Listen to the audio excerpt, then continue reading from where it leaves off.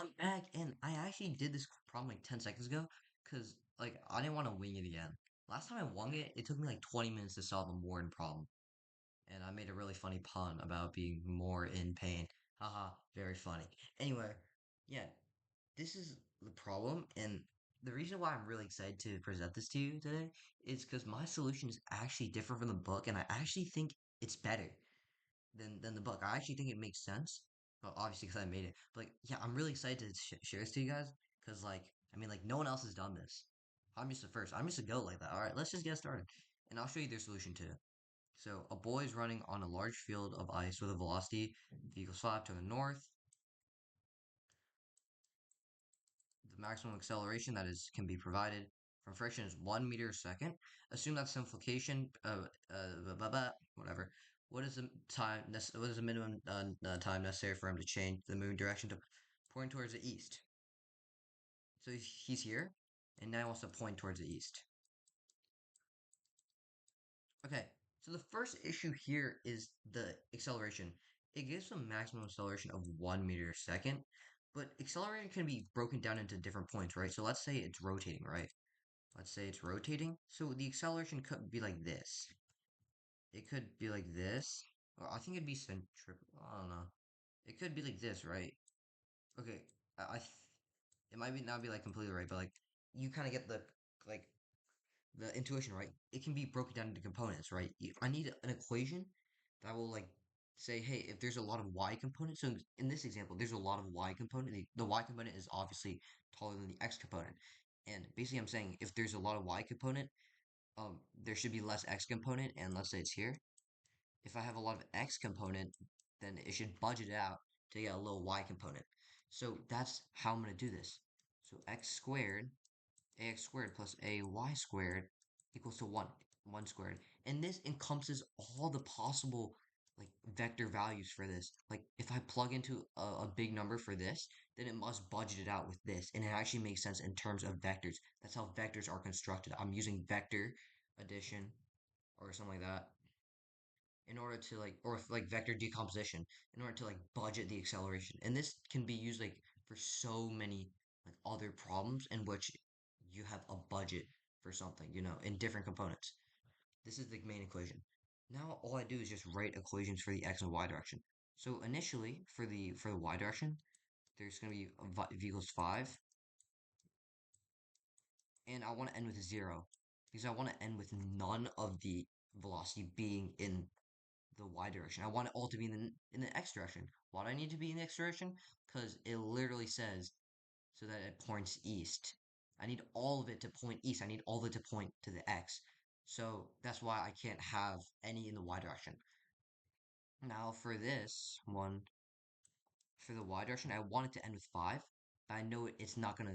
There's gonna be no component of this initial velocity will be in the y direction. So that's why it's gonna be 0.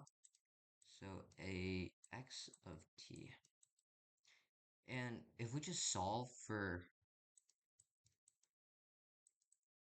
the the different components of the acceleration, so I got 5 over t equals to a x, and negative 5 all over t equals to a y, right? I just plug it in to here. That was smooth. Oh my god, that was smooth as hell. You be hip hop, a smooth criminal. Never mind, I'm tripping.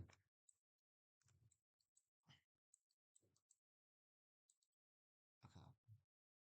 So we just add these. Squared equals to 1. T squared equals to 50. Square root that.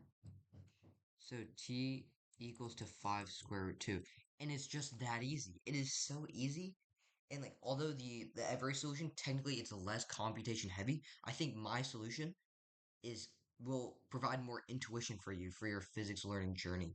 Like and again, like this solution has never been provided on the internet, but also a lot of my problems have never been provided on the internet. That's actually why I started doing this YouTube channel. Because when I was learning for the FELS MA, I just wanted to learn through like YouTube videos. But like there's like none on the FELS MA. There's so many on AMC, like Sohail Rothy's like the go for that. but like there's none on F equals ma. So that's why I decided to make this channel, actually. So yeah, that's the answer. 5 times 2 times square root 2. And now it's time for Everrace's solution. Boo! No, I'm joking. All solutions are, I mean, they're all solutions. So yeah, I'll tell you all of them. So this is Everest's solution. They're saying like the overall change in the velocity is gonna be this 5 root 2. They're saying like so they're saying delta V equals to a t, and then a equals to 1, so delta V equals to t. Delta V equals to t, and they're saying the overall change is gonna be 5 square root 2, and that's their solution. Um, to be honest, I mean, I kind of get it, like what they're saying. They're saying overall, right? Their change, you don't need to look in any components. You can literally just look at this equation and just make sense of it. And I think it's really smart to do that. But at the same time, like I feel like this solution, although it's more computation heavy, it's also like makes more sense. So yeah, that's my solution. There's every solution. You can choose whatever solution you want. I'm not gonna like endorse you into mine. I will actually. Nah, I'm joking. But yeah, I think that'll be about it for this problem. Yeah, it was NBFO. I don't know. Anyone, someone Google it. I don't even know. But yeah, that'll be it for today's video. Thanks for watching. I actually like really appreciate you guys because like I don't even know. I'm actually procrastinating for like studying biology. But yeah, I'll probably. Nah, I won't get on that today. It's way too late. All right, bye.